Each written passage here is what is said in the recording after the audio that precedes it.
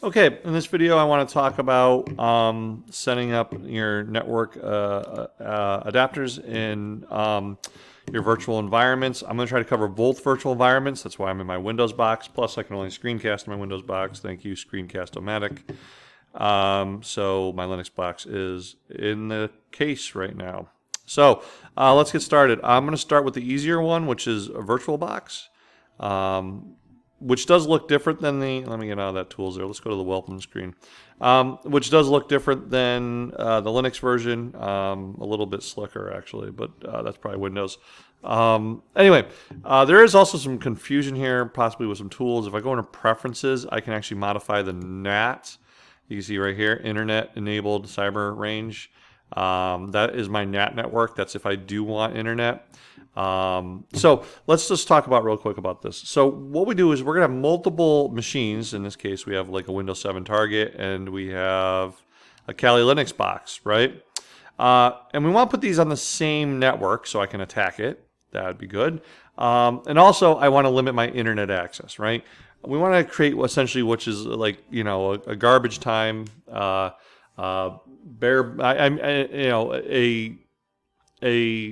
bare bones, do it ourselves, DIY cyber range, right? So I also don't want internet for it because I want to leave, especially some of this traffic off. Some other classes we want to set up Active Directory servers. We don't want that traffic on our regular network. So we want to have a network that doesn't have internet. Okay, so there's two types of internets as far as both these, both VMware and VirtualBox are concerned about. There's going to be natted networks and unnatted networks, or not natted networks. Again, like we've talked about in numerous classes, NAT, network address translation, or more accurately PAT, port address translation, is going to translate my interior IP addresses for my virtual switch into a public IP, which will then use my actual machine to get internet access, right? So my machine has internet access. I'll bring up PowerShell. And I'll ping 1.1.1.1. I have internet access, right? My IP, I'm sitting here at home, so if I do an IP config, I should have 192.168.0. something. 192.168, where's my wireless? There it is, 192.168.0.12. Here I am setting up my little DNS network. But anyway, namespace. Anyway, long story short, that would be my network that gets me out to the internet. I don't want to create that. That being said, in File, Preferences, on the VirtualBox, we have the network setting where you can create your own NAT networks. If I go in the settings of this, I'm sending the IP address. I'm making it support DHCP. I can do port forwarding. That way my device that's inside my virtual network can receive traffic. It can, just like you do with your home router, any port destined for that IP for your laptop or whatever device you're running this on, IP address, if it's set to a certain port, it will forward it over to the device that is on this network. We're not setting that up though. All right, we don't want NAT. You don't have to mess with these NAT settings. I did for fun. What we're interested in right here is setting up our host-only adapters. Okay, so let's create one right off the bat. Again, it's yes, I have to go in as an admin. Sadly, my user currently is an admin against all my rules. I just haven't had a chance to switch it back over. So let's set one up for CIT 250 real quick. Okay, in those projects, I said set an IP of 10.20.40 for the network, 10.20.40.0/24.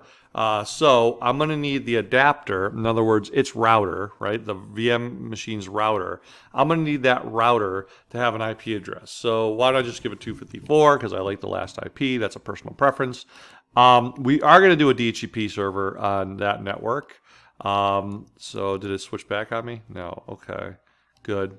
Sometimes this switches back, especially the Linux version. So I'm going to set my DHCP server to 10.20.40. I never tried setting it as the same. I'm just going to make it 253. I always tell myself, what am I going to start with? I'm going to do 10.20.40.1, and I'll end in 10.20.40. Really, I could do 5 because I don't plan on having that many virtual machines in here, but let's just make it 10 for giggles. There we are. I'm going to click that, bring this over, hit apply. Yes, apply it.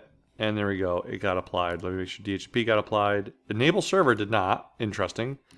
It might have been just I did too much in one thing. So there I go. I now have the DHCP enabled. There's the IP address. The network's gonna be 10.20.40.0. Exciting. All right. There I go. So let's boot my Kali box into here. So go into Kali box and say, hey, network, use that. So that's the adapter. I want to do the host only adapter, and I want to do, and they use the titles. So what's the whole point of giving it a name then? That's very annoying. But anyway, which I think was adapter 2. Yes. So there he is. I can't rename them here. So there I go. Virtual host only Ethernet adapter number 2. I think in the Linux version you can name them properly, but there I go. And I have an IP address of 10.20.40. So when I boot up my Kali box, I'll boot it up real quick. Matter of fact, I'm going to pause this to save some video time. Okay, I've booted up and I haven't touched a thing. So root and Tor because it's Kali. And when this comes up, I will bring up my console. And if I do an ifconfig, I should see an address of 10.20.30.40, or no, sorry, 10.20.40. And I'm guessing .1, maybe .2, I don't know. If config, so I just do if config, and my Ethernet card is 10.20.40.1.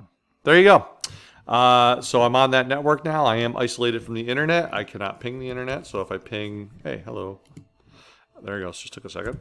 Ping.20.40.254, my default gateway. I should get a response, I would think. Or am I on the wrong network? No, I got the same IP.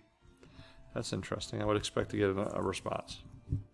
I get a response from the DHCP server, but I am not getting it from the default gateway, which is fascinating.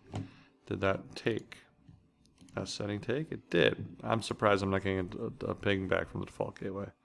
10.20.40.254. Interesting. But I am on the right network. I can ping my DHCP server. But if I ping the internet, it will fail miserably, as it should. Network is unreachable. So I have network connectivity. I could put multiple devices running on here. So let's power up the Win 7 target. So I'm going to pause again while I do that. So I'll start the process. Although I forgot to put it on that network. We'll see what happens. I'll pause it and let me show you putting it on the network. Machine settings, network, host only adapter, virtual adapter number 2. Good. That's what I wanted. This is going to boot up. 7 boots rather quickly. All right, there I go. So let's log in. Well, I know victim's password, so you won't know in the exercise. Here we go. We're logging in, and let's bring up a good old CMD since we're Windows 7 anyway, and I'll do an IP config. Hello. I lost focus. IP config. And there I am. I'm 10.20.40.2. There you go. So now we can actually ping each other. I can actually ping 10.20.40.2. And the firewall's up, so I can't ping it. But I can ping me over here. I left the firewall up. That way you guys didn't have too easy of a time hacking this thing. 40.2.1. There I am. But I am on the same network, so I can actually ping each other, right?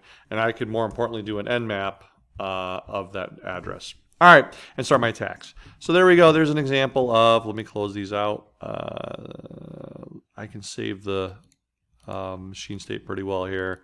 Windows does not do well saving the machine state, so I'm going to shut this down. All right, there you go. That is in VirtualBox. Nice and easy. It's built into the program. VMware is a little bit of a different monster because we're using VMware Player. VMware Workstation Pro has built into it a program that lets you edit your networks. It doesn't exist in Player. And speaking of which, in Player itself, you're going to notice that in preferences or nowhere for network. We can't do this anywhere else. Okay. So what we're going to do, instead of buying Workstation Pro because we're savvy shoppers, There is an application which is going to be downloadable on the project, and you can always ask for me from the download from me. If you go into, I'll show you. The program is going to be called what? VMNet Nats or VMNet Manager or something along that line. We'll look at it. It's under the C drive. Program files 86. So I put it in my install folder for VMware. You notice I had Workstation. This is how I got it. I installed Workstation, then copied it out of there and went back to Player. It is called VM Network, VMnet Config CFG. VMnet Config CFG. So download this file. It's a simple exe. You put it in the install directory. So in this case, it's going to be VMware C program files x86 VMware Player, and I execute it within that folder. You're going to get a window where you can create more networks. Okay. Right now, the only networks that exist is VMnet 1, which is host only, and that's what we would normally use. Or if we want to create our own special subnets, we can do VMnet 8. Okay, so let's create a network. I need to upgrade. I have to escalate my privilege by clicking this. And yes, I'm in as an admin. It's embarrassing, but I am. Okay. So there we go. I'm going to click Add Network. We'll make it. So this will be for 161. So let's do VMnet 16. So I kind of remember it. Hit OK. It's going to put it in there eventually. Let's change this data. It's set to host only. That's fine. Again, I don't want it to have network. If I wanted to create network, I'd select NAT. Bridging is an extra information with VMware. Bridging essentially just shares the network connection. It doesn't actually change the address. Anyway, so it's a direct connection to it. It's not ideal. So it should allow you to do things like what's the word I'm looking for? Sharing. I'm just checking on my time, which it's not listing. Why is it not listing? Is that because I made this thing go too big, like an idiot? Anyway, there it is. All right, so we're about 12 minutes in the video. Good. Anyway, so bridging should, in theory, let us do some sniffing and passing traffic along without a filter. Anyway, point is we want host only because we don't want internet. Okay, it's going to be a private network. Okay, connect a host virtual adapter to this network. That's the VM16. And then we're going to use a local DHCP. In this case, we're not because it's 161. So go away. No, I don't want you to. But I need to set the network. In our exercise, I think I set it to 190. No, it wasn't 192, was it? It was 10.161. And this depended on the exercise. Let's just make it 0.0, right? We'll cut it in half. We'll do 128. All right, or we'll do a 64. So 64 plus 128 is 192. So we'll do 192. All right, so if I got the first two bits flipped on, that means this network is going to be it's going to be 0, but it's going to be 1 through 30 as legitimate addresses. Okay, let me hit apply on that.